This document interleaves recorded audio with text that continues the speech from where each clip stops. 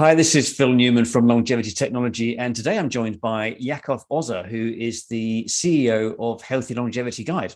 Hey, Yakov. Hi, Phil. Good to be here.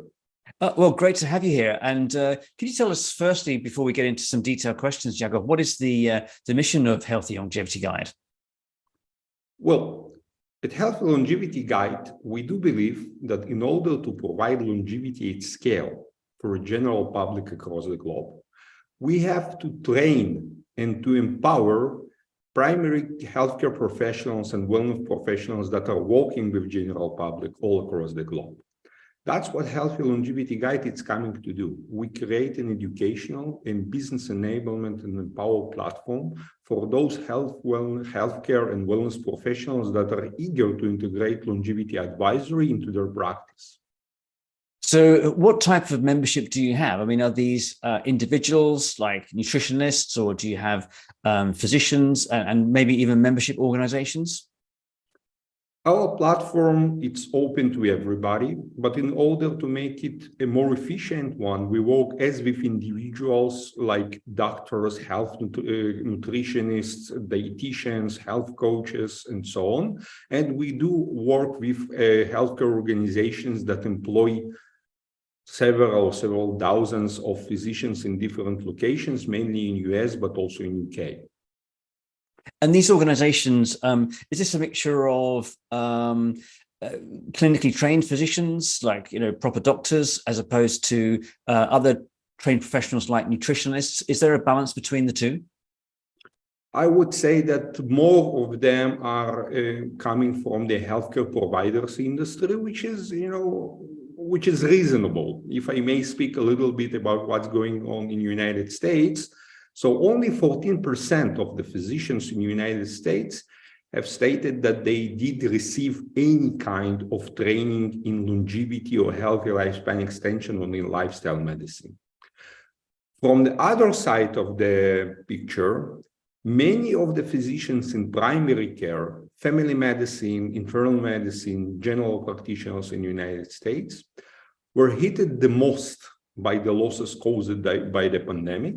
And they are looking for new ways to recover those losses, to provide more value to their patients, to see more patients, and to increase their revenue. And this is the reason they found that longevity advisory as an additional stream of services, as an additional stream of revenue, could be something beneficial and could prepare them very well for the upcoming future. Understood. Well, of course, there's as we all know in our space, there's a growing appetite for longevity. So what can be done at scale to access health plan extension?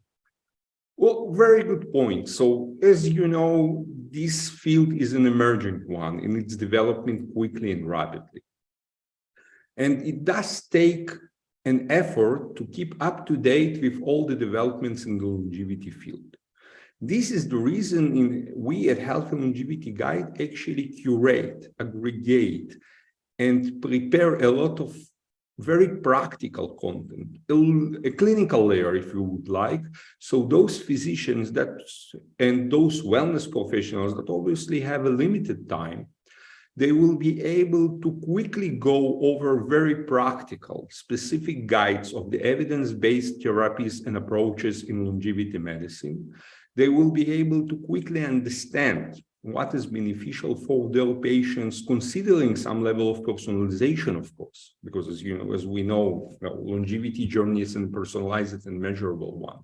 And we'll be able to apply those practices, those approaches, and even to use some of the products available today on the market that already has some science behind them, have some science behind them. So in order to achieve this longevity accessibility at scale, we need to train and to help many of those professionals to ramp up with the latest development in our field.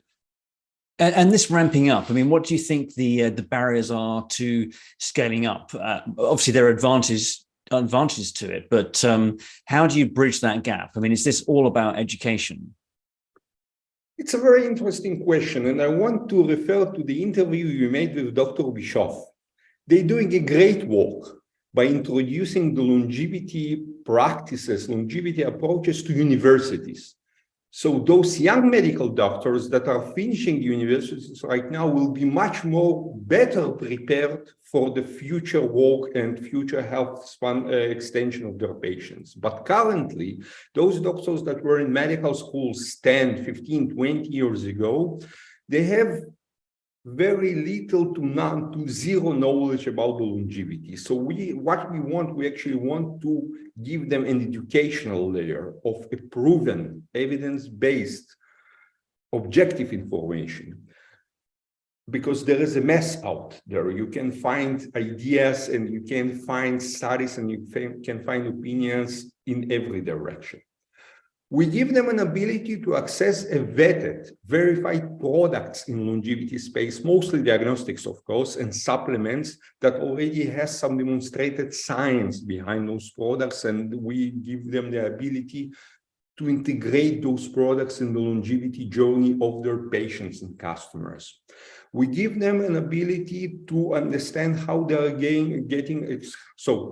how they are going to be paid for those services, especially in the United States, when you can get a reimbursement for Medicare for something which is called annual wellness visit, or how do you bill different insurance providers that provide some kind of the preventative medicine services. We provide them with additional tools like patient handouts, like we are going to introduce right now CME courses and activities, so they will be able to collect the CME credits. But yeah, the core of an ability to achieve longevity services at scale, it's definitely an education, which of course cannot be done only by us. We are part of this ecosystem, which is you're making a great part of it as well, and we wanted to keep in this direction. So Yakov, let's talk a little bit about then the fact that obviously it's not just about education, it's about evidence-based guidance as to what you can recommend. And interesting that, of course, you're also talking about the commerciality of being a longevity practitioner. What do you see are the global trends that are out there in relation to prevention, or what can accelerate the adoption of longevity practices now? I mean, you mentioned supplements and diagnostics. What are the things that you're seeing and experiencing and recommending to people to help them scale up their practices and obviously then spread the benefits of longevity to their customer and their patient base? So it might sound a little bit paradox, but the first driver would be probably the economic driver. If we speak again about United States, the average general practitioner in the United States is looking for four things: to provide better value for his customers, to have more customers, to have more revenues, and to get the money for the services provided in an easy way. And we have a longevity guide helping to achieve all those four things. But when we speak about trends, we speak actually about the demographical and economical trends across the world. People simply have or will have to work longer years before they can go for the retirement or to gain some sort of the wealth that will allow it. And if you want to work longer years, it's better to stay healthy. People will be seeking this healthy longevity guidance in order to stay healthy and productive as long as possible. Governments across the world investing more and more money in preventive medical services because, again, it's a simple economical play. It's much cheaper to provide preventive medicine than to invest in curing somebody in the later stage of the disease. And healthy lifespan extension or personalized longevity journey plays and will play an essential role in these motions, because there is not such a thing beyond maybe very basic, those 6 pillars of lifestyle medicine of sleep, eat, exercise, and so on. Each longevity journey should be a personalized one, and each longevity journey should take in consideration many aspects related to a specific patient or the customer. And the trends of artificial intelligence more available to those doctors, better or more precise diagnostics available today on the markets, together with the decrease in the price of those diagnostic tools, will lead more and more people to be included in this longevity personalized journey, guided by those health and wellness professionals. So, Yakov, let's talk about the organization and your members. What is the state of the organization now? Are you ramping into some new products and services? We're moving into 2023. What's next for the organization? You mentioned CME. I'm very interested in that. So CME is definitely one of our biggest projects in 2023. You know, it's not that easy to obtain a CME accreditation in the United States. You need actually to cover a practice or knowledge gap that will be applicable in everyday work of the physician.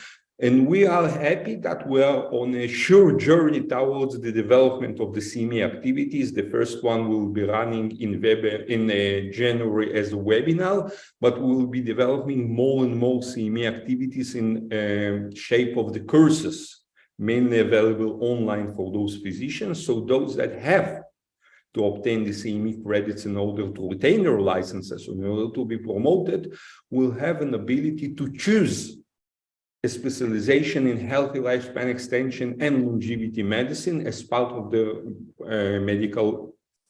as part of their professional development journey. And I guess we should have explained that CME stands for continuing medical education. So this is really where physicians and other professionals are able to maintain their licensing by having regular educational points allocated to their profile. So that obviously it's important that they have an opportunity to choose longevity as opposed to choosing something like musculoskeletal services or something like that.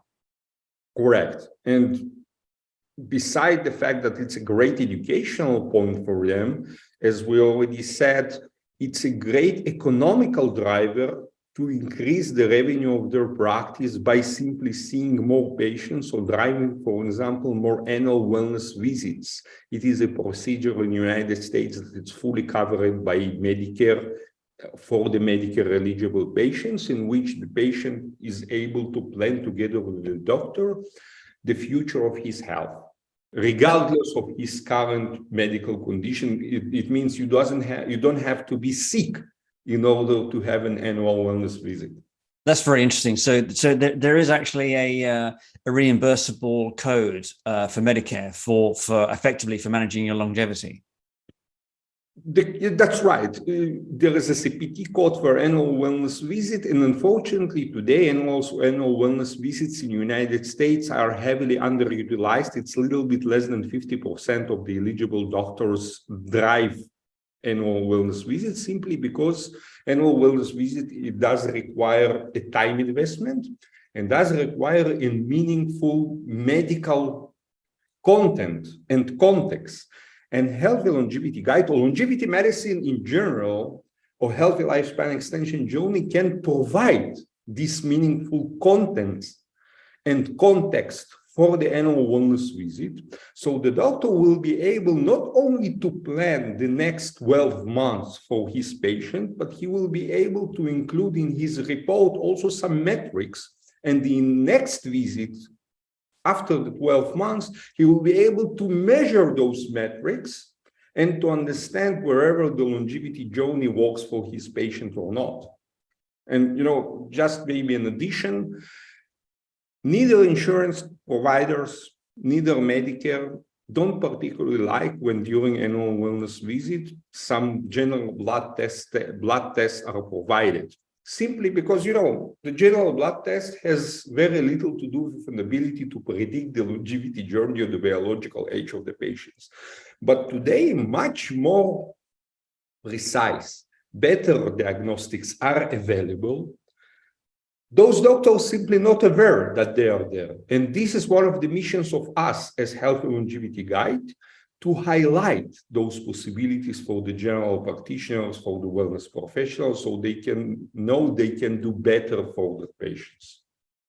Well, Yakov, that's a fascinating point that you've made there, and of course, next year is going to be big for you guys. So, well, thanks for joining us today, and of course, best of luck with your CME courses as you move into January and beyond. Thank you very much, Phil. Thank you for having me here, and I wish you a Merry Christmas and best of luck in 2023. Great, and to you, Yakov. Thanks very much indeed. Thank you.